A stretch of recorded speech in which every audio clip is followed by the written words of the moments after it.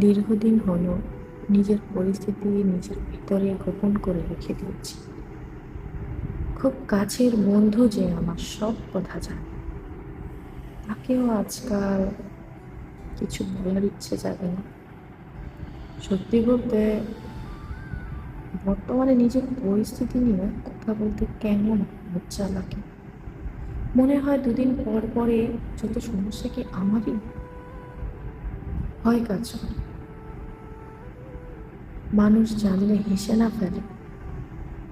সমস্যাটা হলো, এই পরিস্থিতি মোকাবেলা না করে আমি উপেক্ষা করে যাচ্ছি, আর দিন দিন অন্ধকারের দিকে এগোচ্ছি।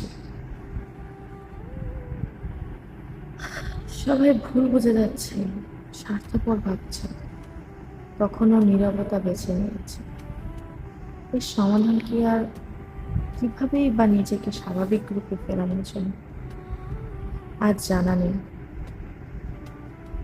কিচ্ছু জানা নেই আমার, শুধু জানি সৃষ্টিকর্তা আছে। সৃষ্টিকর্তা আছে, তিনি উত্তম পরিকল্পনাকার, তিনিই আমার সমাধান।